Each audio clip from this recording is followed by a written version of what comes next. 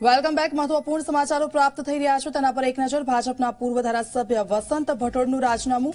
2009માં વસંત ભટોળ ધારાસભ્ય બન્યા હતા અને ભટોળે કોંગ્રેસથી ટિકિટ મળતા વસંત ભટોળે રાજીનામું આપ્યું છે। વસંત ભટોળ થોડી જ વારમાં કોંગ્રેસમાં જોડાશે। ભાજપ એક જ વ્યક્તિની પાર્ટી બની ગઈ છે તેવો આક્ષેપ પિતા પરથી ભટોળની જીત નિશ્ચિત છે।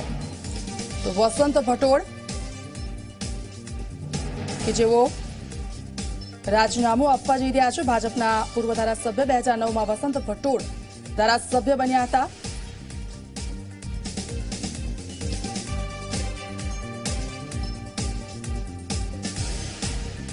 તો ભાજપ એક જ વ્યક્તિની પાર્ટી બની ગઈ છે તેવો પણ આક્ષેપ ભટોળનો છે। પિતા પરથી ભટોળની જીત નિશ્ચિત છે। કોંગ્રેસ પક્ષે પ્રતિભાઈ ભટોળને બનાસકાંઠા લોકસભા પરથી ટિકિટ આપતા આખરે તેમના પુત્ર વસંત ભટોળે ભાજપમાંથી રાજીનામું આપી દીધું। ખાસ કરીને વાત કરવામાં આવે તો 2009માં દાતા વિધાનસભા પરથી ભાજપની ટિકિટ પર વસંતભાઈ ભટોળ લડ્યા હતા અને ત્યારબાદ ચૂંટણી જીતીને તેઓ વિજેતા બન્યા હતા, ધારાસભ્ય બન્યા હતા। વસંતભાઈ ભટોળ આપણી સાથે ખાસ કરીને આપે આજે ભાજપમાંથી રાજીનામું આપી દીધું છે। આપના પિતાશ્રીને લોકસભાની કોંગ્રેસે ટિકિટ આપી છે, એના કારણે આપે રાજીનામું આપી દીધું છે, શું કહેશો? મિત્રો, મેં કાલે પણ તમને વાત કરી હતી આપના માધ્યમ દ્વારા। મેં બનાસકાંઠાની પ્રજાને અને સમગ્ર ગુજરાતને એક સમાચાર મેસેજ આપ્યા હતા કે ભારતીય જનતા પાર્ટીની રીતિ અને નીતિ હમણાંથી જે ચાલી રહી છે એનાથી સૌ વાકેફ છે। મિત્રો, જાણો છો કે ભારતીય જનતા પાર્ટીના એક વિચાર હતા, વ્યક્તિ સે બડા દલ और દલ સે બડા રાષ્ટ્ર। બનાસકાંઠામાં કદાચ ક્યાંક અહીંયા આવીને આ વાત આખી અલગ થઈ જાય છે। અહીંયા વ્યક્તિવાદી પાર્ટી થઈ ગઈ છે। જે લોકો પાયાના કાર્યકર્તા છે, પાયાના કાર્યકર્તાઓની અવગણના પણ થાય છે। અને જ્યારે મારા પિતાશ્રીને કોંગ્રેસ પાર્ટીએ આજે જ્યારે મેન્ડેટ આપ્યો છે અને લોકસભાના ઉમેદવાર તરીકે જ્યારે એમને ઘોષિત કર્યા છે, ત્યારે હું કાલે પણ આપને વાત કરી હતી કે હું રાજીનામું આપીશ। મેં ગઈકાલે રાજીનામું આપ્યું છે અને આજે વિધિસર હું કોંગ્રેસ પાર્ટી જોઈન કરીશ।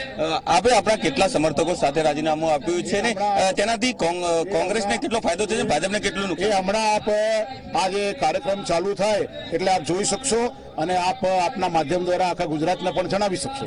ખાસ કરીને આપ કોંગ્રેસમાં જોડાવાના છો, આપના પિતાશ્રીની ટિકિટ મળી છે, જીતનો કેટલો આશાવાદ સેવી રહ્યા છો ને કેમ? મિત્રો, મેં કાલે પણ વાત કરી હતી, આજે પણ વાત કરી છે। મારા પિતાશ્રીએ બનાસકાંઠાની પ્રજા માટે પ્રાણ અને બલિદાન આપ્યા છે, એમ કહું તો પણ કંઈ ખોટું નથી। દરેક સમાજની ખૂબ સેવા કરી છે। 30-35 વર્ષનો એમનો સેવાનો અનુભવ બોલે છે। આજે એકે એક સમાજના ખૂબ હૂંફ આશીર્વાદને લાગણી છે। વિજય નિશ્ચિત છે, આપ જોઈ શકશો।